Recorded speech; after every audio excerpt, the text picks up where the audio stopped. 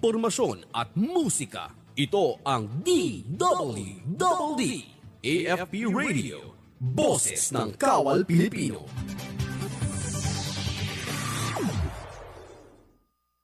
Mga katropa, alam mo ba na ang DWD 1134 kHz AFP Radio ay ang opisyal na radio station ng Sandatahang Lakas ng Pilipinas na binubuo ng Army, Navy at Air Force na siyang maghahatid sa inyo ng mga balita mula sa ating Armed Forces at iba pang impormasyon. Mga katropa, hanapin at ilike kami sa Facebook, Twitter at YouTube.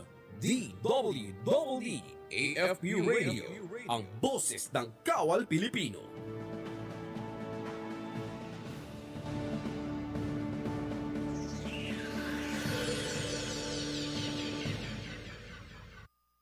Kayo ay nakatutok sa DWD AFP Radio. Kami po ay kasapi ng KBP, Kapisanan ng mga Broadcaster ng Pilipinas. Pagyamanin ang ating kaalaman sa salita ng Panginoon at lumalim sa pananampalataya sa programang Armor of God, hosted by Senior Master Sergeant Ariel B. Ramos, Philippine Army, alas 11 ng umaga tuwing Webes, dito lang sa DWD Armed Forces Radio, ang boses ng Kawal Pilipino.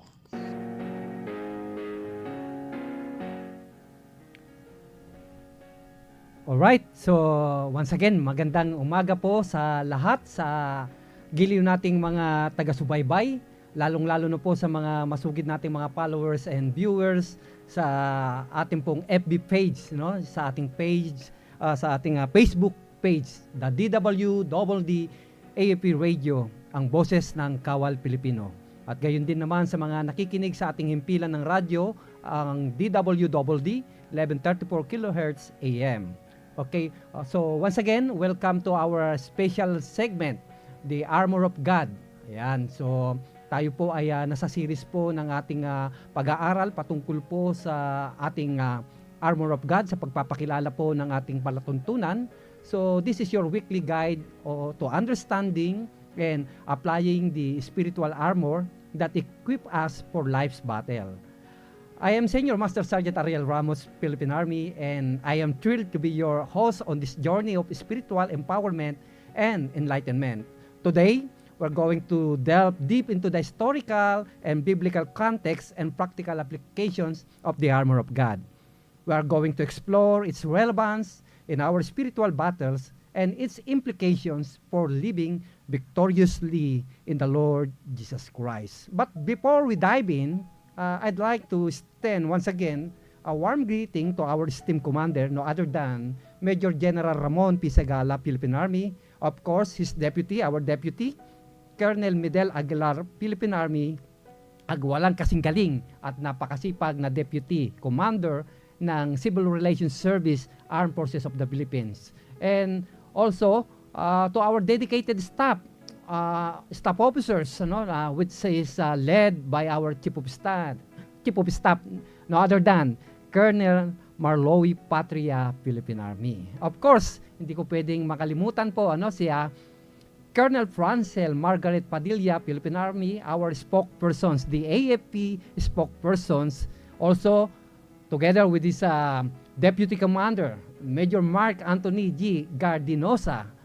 So, thanks for their support in bringing you this program. Kaya po tayo merong palatuntunan tulad nito, ang The Armor of God, because of their initiative, of their leadership. Kaya nga naman, maraming salamat sa inyo, sir, ma'am.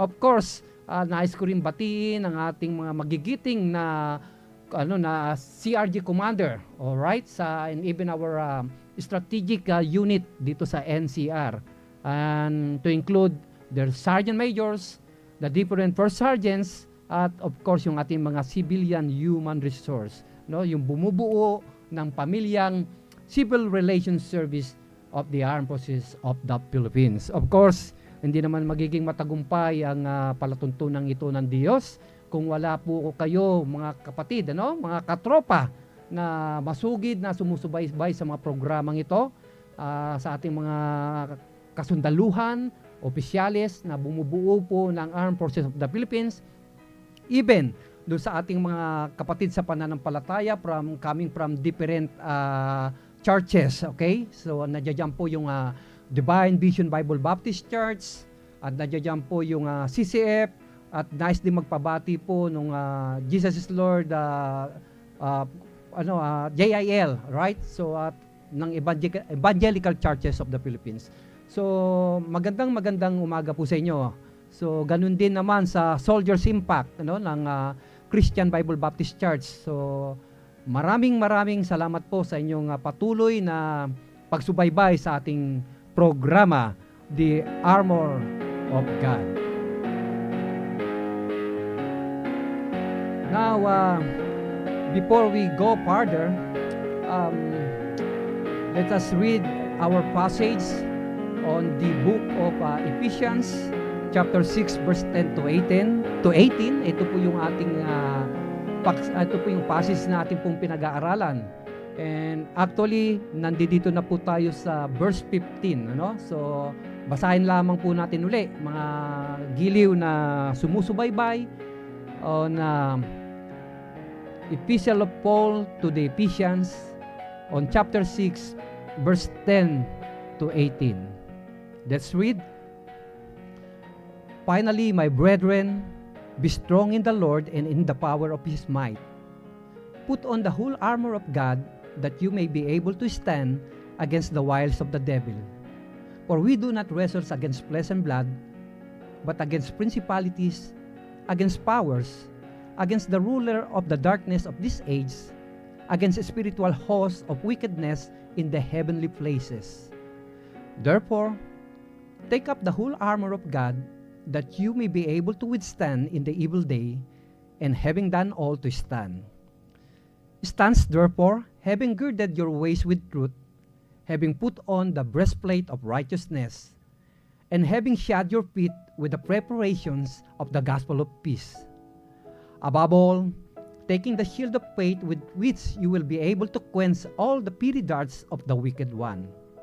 And take the helmet of salvation, and the sword of the Spirit, which is the word of God, praying always with all prayers and supplications in the Spirit, being watchful to this end with all perseverance and supplications for all the saints. May the Lord bless the reading of His word. I am inviting everyone to join me in prayer.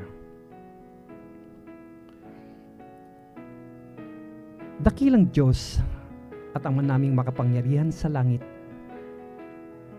muli, Panginoon, ay dumudulog kami sa trono ng iyong kabanalan. Dumadalangin, Ama, na sa oras na ito ng aming pong pagbubulay-bulay, sama-samang pag-aaral ng iyong salita, idinadalangin namin, Ama, ang iyong patnubay sa pamamagitan ng iyong banal na Espiritu. Saliksikin mo nawa, Panginoon, yung laman ng aming puso, gayon din ang aming isipan, at ihanda mo kami, Panginoon, sa pakikinig sa pag-aaral ng iyong salita. At nawa, Panginoon, lahat ng matutunan namin dito ay isulat mo sa aming puso, gayon din sa aming labi, upang sa ganun, Panginoon, pawang pagpupuri ang lumabas sa aming mga labi, Panginoon, para po sa ikalalawak ng iyong dakilang gawain dito sa lupa. Dalangin ko, Panginoon, ang mga tao na inaabot ng programang ito, maging sa ibayong dagat, na mangusap ka sa kanila, Panginoon, sa pamamagitan ng programang ito. Dinadalangin ko ang mga tao na naghahanap, Panginoon, ng kapahingahan na sa pamamagitan ng programang ito ay masumpungan kanila, Panginoon Diyos. Lord, sa oras na kami ay sinusubok, nawa sa pamamagitan ng programang ito ay makasumpong kami ng kalakasan. Idinadalangin namin, Panginoon, ang aming bansa, ang aming Pangulo, na pagkalubuan mo ng karunungan upang kami ay dalhin sa masaganang pamumuhay, Panginoon. Lord, is lahat ng mabuting bagay ay nagmumula sa iyo, at nawa, Panginoon, ay igawad mo sa aming Pangulo bilang pinuno ng aming bansa upang umunlad ang aming ekonomiya. Gayon din, igawad mo ang iyong banal na proteksyon sa aming bansa laban sa banta ng panganib, panloob man o panglabas. Dinadalangin ko rin, Panginoon, ng lahat ng may mga karamdaman na iunat mo nawa ang iyong mapagpalang kamay upang ganun, Panginoon, ay makatanggap sila ng kagilingang pisikal, gayon din namang espiritual. At sa lahat po, Panginoon, ng nanananghalian sa mga oras na ito, na habang Panginoon pinapalakas nila ang kanilang katawang pisikal, gayon din naman sa pamamagitan ng iyong salita ay mapakain ang aming espiritual. Sa ganun, Panginoon, gaya ng sinabi mo, we will be able to stand against the wiles of the devils, Panginoon. Lord God, inaangkin po namin ang tagumpay. Ito po ang iyong palatuntunan, aking dalangin. Itago mo ako sa likod ng iyong krus at nawa, Panginoon, ikaw ang makita. Ikaw ang maipahayag ng may kababaang loob ng buong katapatan, pagmamahal at pagpapasakop sa iyo. Muli, Panginoon, puspusin mo ko ng iyong banal na espiritu, pagkaluban ako ng karunungan, at igapos mo ang kapangyarihan ng kaaway, at inaangkin namin ang tagumpay sa oras na ito, sa tanging pangalan ng iyong anak ni Jesucristo. Amen. Ayan po mga kapatid, tayo po ay magpapasimula sa ating pong pag-aaral sa umagang ito. Ay kung inyo pong matatandaan, ay ating pong tinalakay noong mga unang araw ang the belt of truth and yung the breastplate of righteousness. This time we are going to discuss yung ating pong the shoes of the gospel of peace. Yan, as part of the armor of God, as one of the piece na kasama doon sa armor of God. Imagine mga kapatid, mga katropa, that we are embarking on a journey through a rough terrain, okay? Unsure of what lies ahead in such moments, the value of sturdy shoes become unmistakable. They are our spiritual journey. So, in our spiritual journey, we encounter trials and uncertainties. So, yung mga mahirap, yung uncertainty. So, sa ating paglalakbay, just imagine that we are naglalakbay lamang tayo sa mundong ito, at gaya nga po ng mga nauna nating pag-aaral, itong tinatawag po na armor of God ay talagang importante po bilang baluti natin na ginagamit po ng mga Roman soldier. And in our present day, napatunayan natin na until now ay ginagamit naman ito ng ating mga kasundaluhan, not only in our country but even dun sa mga armed forces sa iba't ibang panig ng mundo. Right? So nakita natin yung importansya ng belt of truth, the breastplate of righteousness, and now this time yung yung shoes, yung shoes of the gospel of peace. So ito yung ating pag-aaralan ngayon as one of the piece in the armor of God. So makita natin, malalaman natin na importante na yung ating pangyapak, yung ating combat boots bilang mga sundalo, yung ating combat boots, it is designed na para sa operations. Alam naman natin yung ating jungle terrain na kinakailangan po yung mga combat natin ay naaayon dun sa ating operations. Kaya nga iba yung combat boots natin para sa operations, iba yung combat boots natin para sa garrison. But saan man doon, ang napakahalaga po na tayo ay magsuot ng combat boots bilang mga sundalo para mas maging effective tayo and to protect yung ating paa po sa maaring disgrasya, sa pagkasugat, sa pagkabali, pagkapilay, at alam po naman natin yung kondisyon po ng ating kabundukan. At kaya nga po, kung babalikan po natin yung during the Roman Empire, ay wala po silang sasakyan noon. Just imagine, they use donkey, they use horse, camel, at yung iba-iba pang uri ng sasakyan na hinihila po ng mga kabayo, yun po yung ginagamit nila. So, but most of the time po, yung ating pong mga kapatid, sila Apostle Paul at yung iba pong mga apostles, when they go on travel, they travel on foot talaga. Kaya kung makikita po ninyo, if you remember, during one time, yung bumisita po ang ating Panginoong Jesucristo with His 12 disciples doon sa bahay po ng isang mayaman na tagasunod ni Kristo. Hinugasan po ni Kristo yung paanan, yung mga paa ng kanyang mga alagad. Dahil nga po sa paglalakbay po, nakasandalyas lamang po sila. So makikita nyo po yung alikabok. Just try to imagine po kung gaano karumi yung paa ng mga alagad noon. Every time that they go on a journey, preaching the Word of God, preaching the Kingdom of God. So, kaya importante po talaga yung ating paa. At it is a good thing po na nag-evolve po yung combat shoes natin. Naging combat shoes na po siya ngayon. Kaya hindi na po ganun karumi na masyadong naalikabukan. Okay? So, without so much ado, balikan po natin yung ating pong passage on Ephesians chapter 6 verse 10 to 18. So, this passage, metaphorically, it depicts the Christian life as a battle. So, urging believers to put on the whole armor of God. Today, gaya nga na sinabi ko kanina, nabanggit ko, we will focus on a crucial piece of this armor, which is the shoes of the gospel of peace.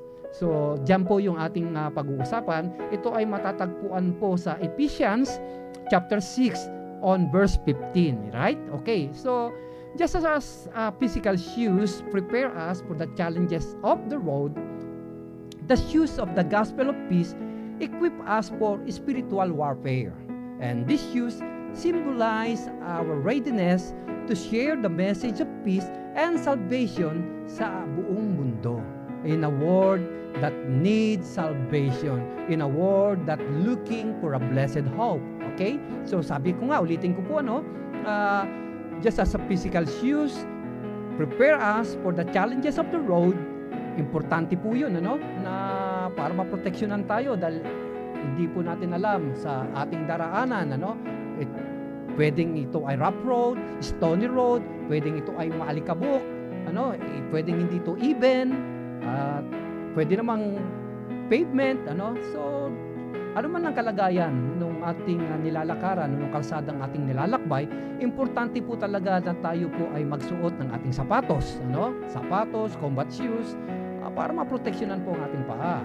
The shoes of the gospel of peace, ito naman po it equip us for our spiritual warfare. Okay? So, itong shoes of the gospel of peace, ay it symbolize yung ating pong pagiging handa para ibahagi po yung mensahe ng kapayapaan at ng kaligtasan sa buong mundo. Sabi nga po ng Panginoong Jesucristo, napakarami po nating aanihin, subalit kakaunti po lamang ang laborer. Okay? At sa pamamagitan po ng ating pag-aaral ng salita ng Diyos, ay kayo po ay tapikin ng Diyos, bigyan tayo ng karunungan, ng boldness to share the gospel of the Lord Jesus Christ, which is the shoes, the shoes of peace, kaya po mga kaibigan, manatili po kayong nakatutok as we delve into the significance of the shoes.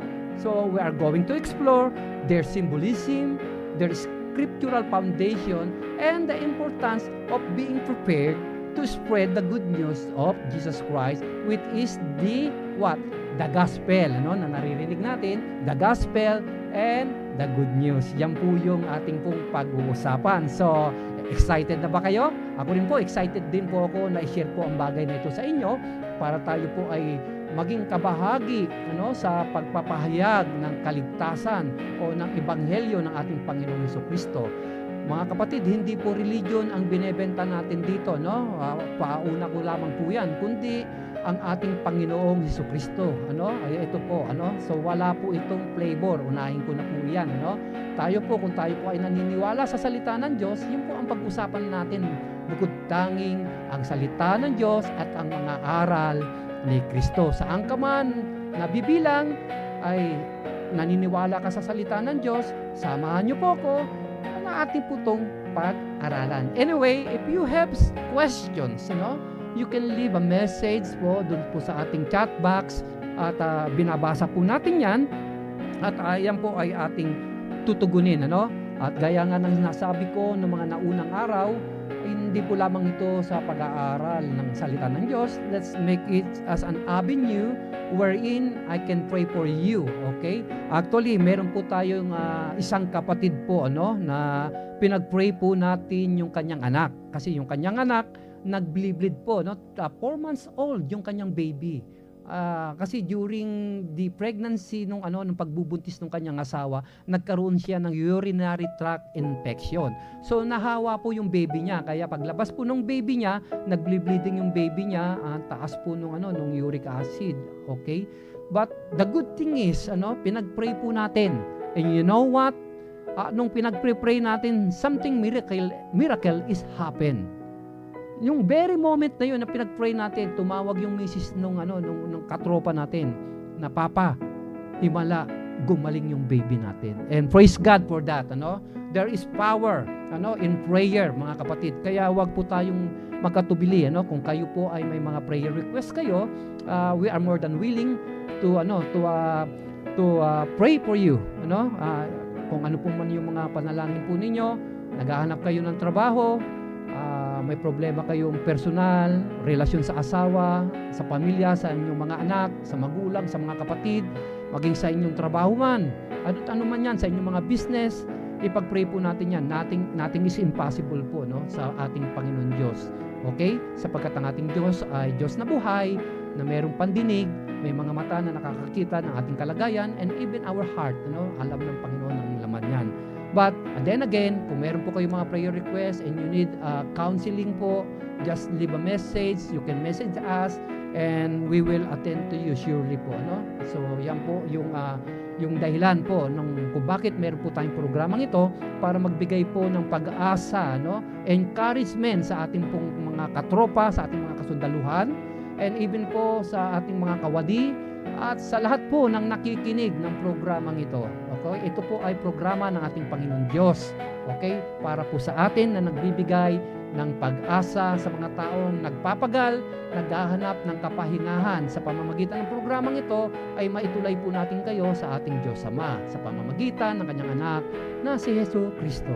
Alright? So, now, moving on to our point. So, unawain muna natin yung the shoes of the gospel of peace. Napauna ko na po sa inyo kanina kung ano po ibig sabihin ng the shoes of the gospel of peace. Now, mas lalo po na nating tuklasin. Ano nga ba ang pagkakaunawa? Paano nga natin uunawain? Ano nga ba itong shoes of the gospel of peace? Sabi ko kanina, ang ating pong paksang tinatalakay ay makikita po sa sulat ni Apostol Pablo sa mga Ephesians, particularly on the last chapter of Ephesians, on chapter 6. But this gospel of peace specifically ay nasa verse 15 po. At ngayong araw po ay nasa verse 15 na po tayo. Okay? So, the shoes of the gospel of peace refers to a symbolic piece of spiritual armor which is mentioned on verse 15 on the episode on the book of Ephesians chapter 6 verse 15. So, yung shoes which is provide us stability and protections for our feet, these spiritual shoes also represent yung tinatawag natin na kahandaan, yung readiness and preparedness to share the message of peace and the salvation which is found in the gospel, in the Bible, or in the Holy Scriptures. So, specifically in chapter 6 verse 15, because in this verse Apostle Paul urged the believers to put on the shoes of the gospel of peace as part of the whole armor of God. So this implies actively adopting and embodying the message of peace that comes from the gospel of the Lord Jesus Christ. So tayo po bilang mga Kristiyano po ipamuhay natin yung salita ng Diyos. Okay? Actively adapting and kumbaga ito po ay lakaran natin sa araw-araw na buhay po natin. So, Apostle Paul is urging the early Christian community na isuot natin hindi lamang yung baluti but as one of the piece of the armor of God. Isuot po natin yung the gospel, the shoes of the gospel of peace.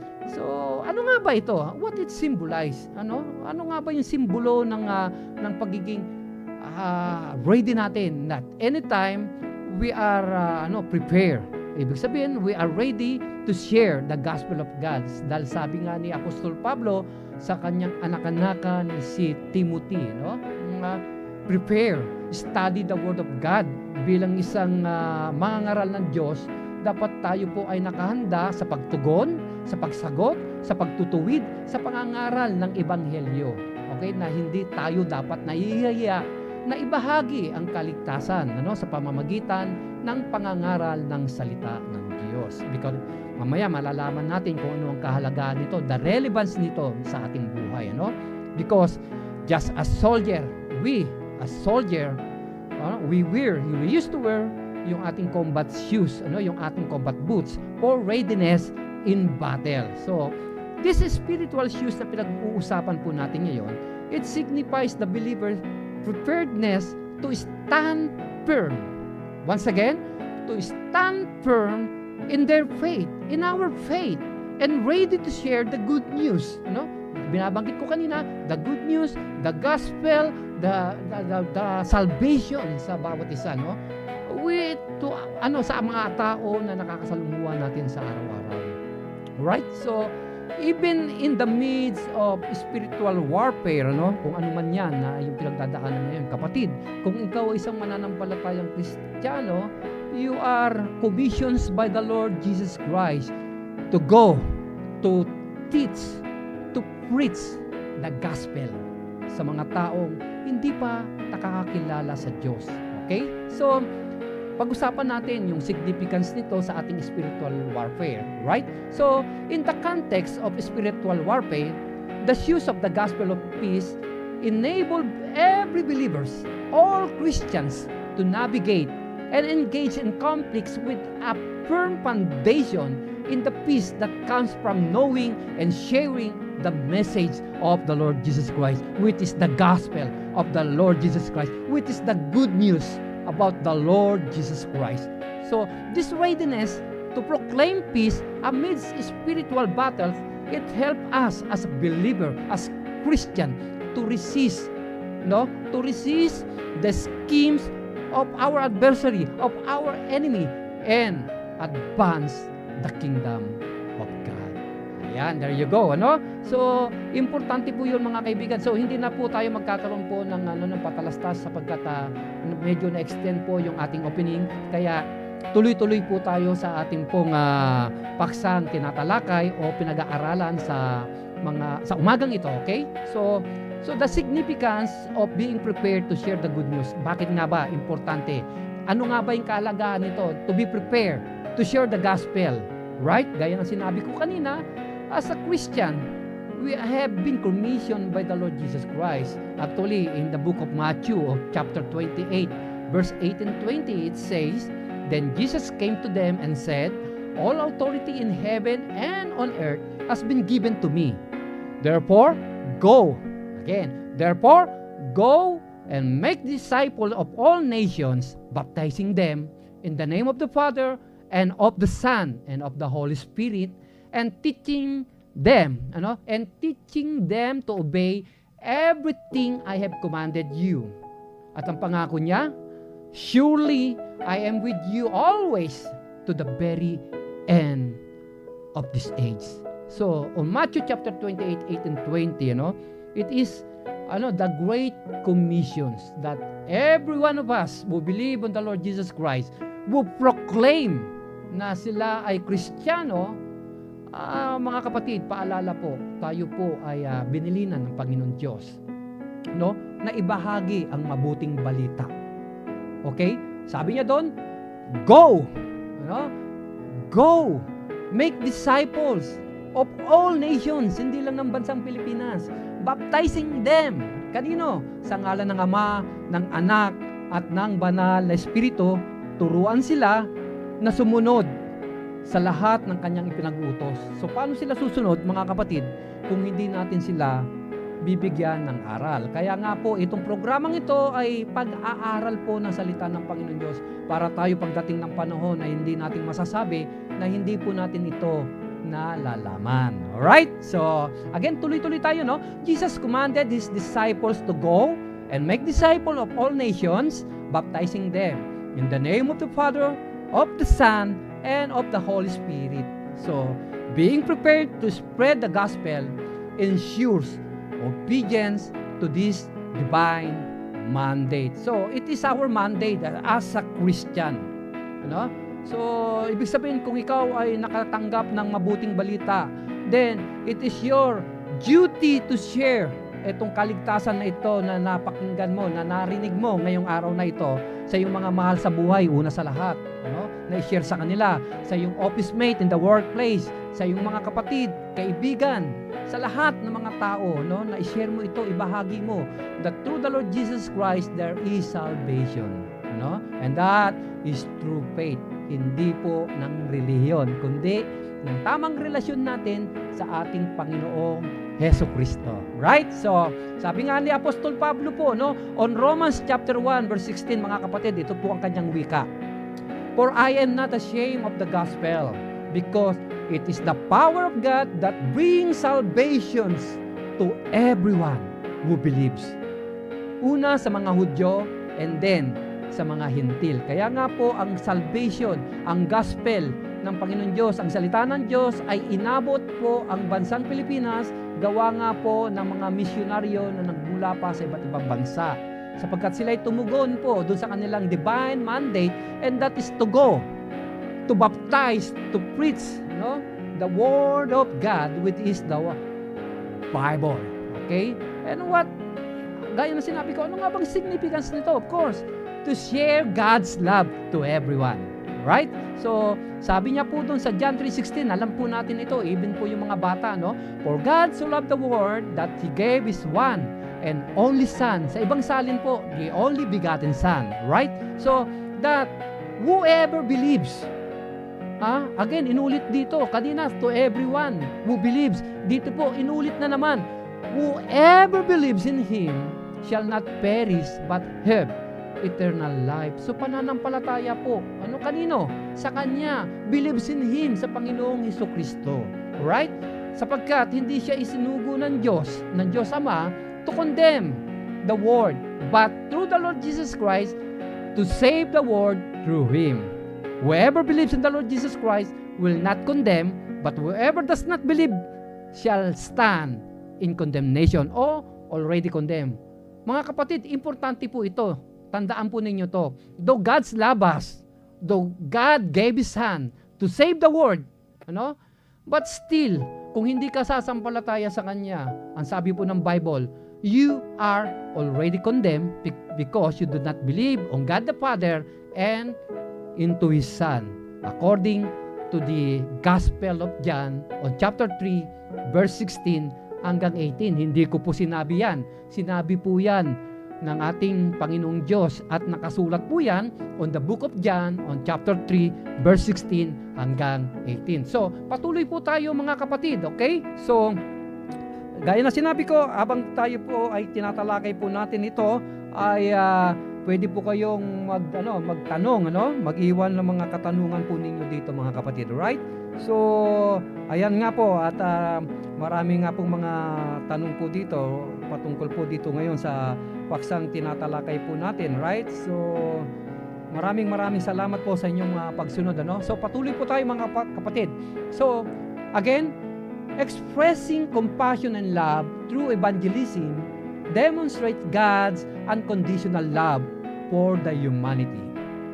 So, for us as a Christian, being prepared allowed believers to effectively communicate this message of love and hope for others.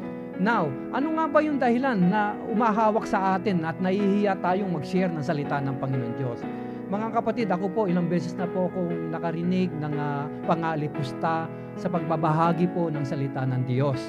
Sabi nila, since I came from the Ranger, yun ang unit ko, doon ako na-recruit bilang Ranger, sabi nung ibang nakakakilala sa akin, kaya nagpastor-pastor yan, kaya nagpre-preach na yan, kasi ayaw niya nang umakyat ng bundok, natatakot na yan, naduduwag na. Para pag ang tingin nila, pag umawa ka ng Bible, parang ayaw mo nang, nawawala na yung pagiging sundalo mo. Sorry to say po, kung pag-aaralan po natin yung Biblia, from the beginning, even from the time of Abraham, okay, yung pangako of the promised land, hindi naman po ibinigay yun na inabot lang kay Abraham. They conquer po yung Palestine, yung Canaan. So, marami pong gerang nangyari. And because of their faith, yung po yung nagbibigay sa kanila ng courage. Now, bakit ko po sinasabi ito? Kung ikaw po ay trained as a soldier, as a member of a special operation forces, no? Nandiyan dyan po yung special forces, yung airborne, nandiyan dyan po yung mga scout ranger, nandiyan dyan po yung mga SPAW, nandiyan dyan po yung mga SWAG natin, nandiyan dyan po yung mga force recon natin, ano? Those are special forces, operation forces. Meron kang ganun train, and even yung ating pong mga kapatid from different infantry battalion to include yung ating pong mga kapatid sa Navy and Air Force, ano? Ay na-train po tayo, and then you have that faith. Sabi po ng Bible, though an host should encamp against me, my heart will not be troubled. Bakit? Kasi meron siyang faith because he believed that God will give him protection and also yung training niya. With that, mga kapatid, there is no room na ikaw ay matakot sapagkat you know that your life, God's hold your life. No? Siya ang nagbigay nito, siya ang kukuha nito. So, mga kapatid, hindi po katotohanan yun. Mas maganda yung sundalo mo, makita mong may hawak na Bible, kaysa sa makita mong may hawak na bote ng alak o may daladalang manok. Alright? So, patuloy po tayo, no? Kaya bakit ko binabanggit po ito? Sapagkat sabi po ni Apostol Pablo po, no? Magpatuloy po tayo di sa kanyang sinabi, sa kanyang winika, o Romans chapter 10. So, makikita po natin sa Romans chapter 10, simulan po natin on verse 12, sabi niya, for there is no difference between the Jew and the Gentile, because the same Lord is Lord of all, and richly blesses all who call on Him. Ito po, pakinggan niyo po, on verse 13, ang sabi niya po doon, no? Everyone who calls on the name of the Lord will be saved. So lahat po ng sumampalataya sa Panginoon, lahat po ng nagsuko ng kanyang buhay sa Panginoon, lahat po ng naniniwala sa ating Panginoong Diyos ay ang sabi po ng verse 13 in the book of Romans on chapter 10 ay maliligtas. Pero sabi po ni Apostol Pablo, pero paano sila mananalangin sa Diyos? Paano sila lalapit sa Diyos? Kung hindi sila naniniwala, how can they call on the one they have not believed? Kung hindi nila kilala ang Diyos. And how can they believe in the one of whom they have not heard? And how can they hear without someone preaching to them? Walang nagtuturo sa kanila. Kaya nga sabi niya sa verse 15, and how can anyone preach unless they are sent? As it is written, how beautiful are the feet of those who bring good news. Kaya nga po mga kapatid, napakalaga po tayo bilang mga Kristiyano to put on the shoes of the gospel of peace, to preach the word of God, to preach salvation to those na hindi pa nakakakilala sa ating Panginoon Diyos. Kaya sabi niya, paano sila maniniwala? Paano sila tatawag? Paano sila sasampalataya kung hindi nila pinapaniwalaan? At paano naman nila paniniwalaan ang ating Diyos kung hindi na narinig ang mabuting balita, the gospel, the Bible, the Word of God? Right? Kaya nga sabi nga po on verse 16, on the same book, on Romans chapter 10, but not all the Israelites accepted the good news. Okay? Hindi sila naniwala noong kanilang panahon sapagkat naniniwala sila ang Messiah is political figures, isang king na magliligtas sa kanila. So hindi sila naniwala kay Kristo. But on verse 70 sabi po, consequently, faith comes from hearing the message, and the message is heard through the word about the Lord Jesus Christ. Brother and sister, mga katropa, without preaching the word of God, there is no salvation. Because through preaching comes faith. Yung pananampalataya na nagbubunga ng kaligtasan. Kaya importante po mga kapatid na tayo po ay magbahagi, mag-share, mag-evangelize ng salita ng Diyos. Yung mabuting balita po na ating pong nasumpungan at ating pong naranasan ay huwag po nating sarilinin because ito ay ating ibahagi. Why? Because sharing the message of peace and salvation, it affects individual and the communities. It transforms lives. Amen? Okay po, no? Hindi po ako nagagalit mga kapatid. Baka akala nyo po ako'y nagagalit, ano? Binibigyan ko lamang po ng diin yung mga ilang punto sapagkat ito po ay mahalagang ma-retain po sa ating memory. Right? So, it transforms lives. When you share the Word of God and they hear the Word of God, it transformed them because according to 2 Corinthians chapter 5 and verse 17, sabi po ni Apostol Pablo, therefore, if anyone is in Christ, the new creation has come, the old has gone, the new is here. Ibig sabihin na ang sino mang nakapag-isa kay Kristo ay isang bagong nilalang. Lahat ng mga bagay ay pawang naging bago. Kung ikaw ay tumanggap kay Kristo, isinuko mo ang iyong buhay, ang sabi niya, ikaw ay may bagong buhay na. Sapagkat sabi niya on the book of John, on chapter 3, unless a man be born again, he cannot come or he cannot enter into the kingdom of God. And that is through hearing the word of God that bring faith, that resulting to our salvation. Amen? So, testimonial and example of changed life through accepting the message of peace and salvation showcase the profound impact it has on individuals.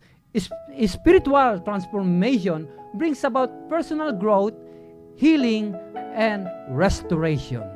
Restoration dahil yung ating relasyon na sinira ng kasalanan sa pamamagitan ni Kristo, siya yung nag-bridge to restore our relationship with God.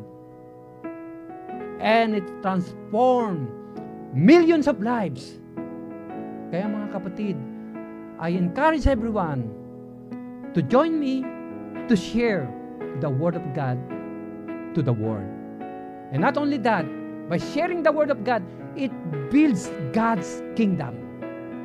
Kung atin pong matatandaan, as the Lord Jesus Christ ascended umakyat sa langit, umakyat siya sa langit in the book of Acts of chapter 1. Sabi niya, wait in Jerusalem and wait for the promise, which is the Holy Spirit. Because He will, kumbaga, ipapaalala niya yung mga turo ni Kristo sa atin at tuturuan tayo. It will empower us. Alright? So, nagsishare na, So, i-wrap up na natin itong mga kapatid, So, sabi doon, it builds God's kingdom. Kasi doon sa pangangaral ni Apostol Pedro on Acts chapter 2 verse 41, lahat ng nagsitanggap ay nabautismuhan at 3,000 kaluluwa ang nailagay sa iglesia ng Diyos, the Church of God, Ecclesia, on Acts chapter 2 verse 41. Again, sa pangangaral ng salita ng Panginoon, it builds God's kingdom. Bakit mahalaga ito mga kapatid?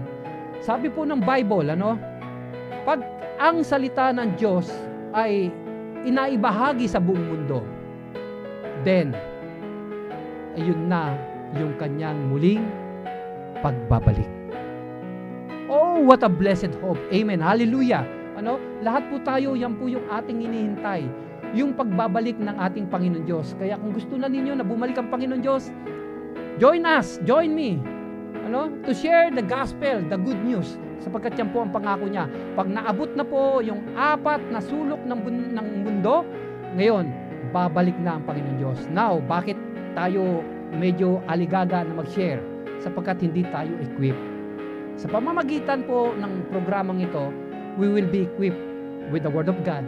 We will be empowered with the Holy Spirit. So, there you go. Mga kapatid, yan po yung the shoes of the gospel of peace, which represent the readiness and preparedness of believers to stand firm in their faith, to share the message of peace found in the gospel, and engage in spiritual warfare with confidence in God, peace, and salvation. Let us pray, mga kapatid. Dakilang Diyos, maraming salamat po sa iyong kabutihan, Ama, sa kaligtasan na ipinagkaloob mo sa amin. Maraming salamat, Panginoon, sa iyong salita. Maraming salamat, Panginoon, sa mga missionary na pinadala mo, Panginoon, sa aming bansa upang lumaganap, Panginoon, ang pagpapahayag ng iyong ebanghelyo. Panginoon, pagpalain mo po lahat ng pangangaral, lahat ng mga pastors and missionaries, Panginoon, mga teachers. Bless them, O God. Protect them, Panginoon, laban doon sa mga banta ng panganib at ipagkaloob mo lahat ng kanilang mga pangangailangan. Nagpapasalamat kami, Ama, dahil sa aming bansa ay malaya po kaming nakakapagpapahayag ng iyong salita. O, purihin ka, Ama, at maraming salamat. Nawa, Panginoon, ikaw ay nangusap sa lahat ng tagapakinig sa araw na ito. Nawa, Panginoon, hayaan mo yung Holy Spirit ang kumilos sa kanila. Sa lahat po ng mga sumusubaybay ng programang ito, kayo po'y aking inaanyayahan na ipanalangin ang panalangin ito. Kayo ay aking gagabayan sa panalangin po ng pagtanggap sa ating Panginoong Hesukristo bilang tagapagligtas. Saan man po kayo ngayon, kayo'y nagmamaneho, kayo'y kumakain, sampitin nyo lamang ang panalangin ito at ariin ninyong panalangin ninyo. Dakilang Diyos, amang makapangyarihan, patawarin mo ako sa lahat ng aking mga pagkukulang, sa lahat ng aking mga kasalanan. Linisin mo po ang aking puso, gayon din ang aking isipan. Pagarian mo ako ngayon, magpakailanman. Kinikilala kita bilang aking Panginoon na tagapagligtas, na ikaw ay namatay sa krus ng Kalbaryo at muling nabuhay makaraan ng 3 araw.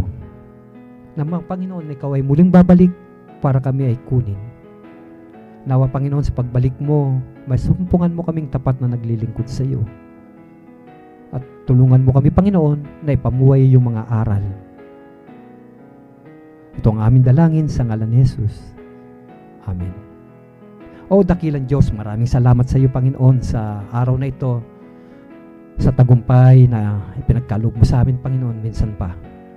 Patuloy mong pagpalain ng programang ito, The Armor of God. Ito ay iyong palatuntunan at kami, Panginoon, ay ginagamit mo lamang sa pagpapahayag ng iyong salita sa pamamagitan ng programang ito. Dalangin namin, Panginoon, na maabot pa ang napakaraming kaluluwa, Panginoon, na hindi pa nakakakilala sa iyo. Muli, Panginoon, maraming salamat. Binabalik namin ang kapurihan sa iyo sa ngalan ni Jesucristo. Amen.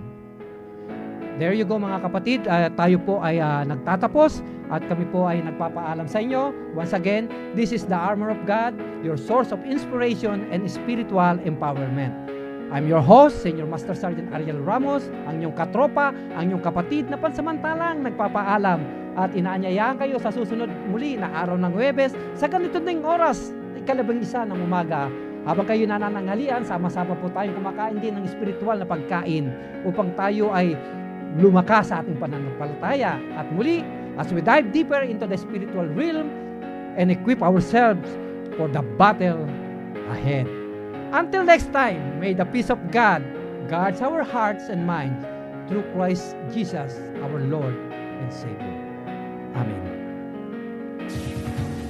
Ito ang DWDD 1134 kHz AM. Balita, impormasyon at musika. Ito ang DWDD AFP Radio. Boses ng Kawal Pilipino.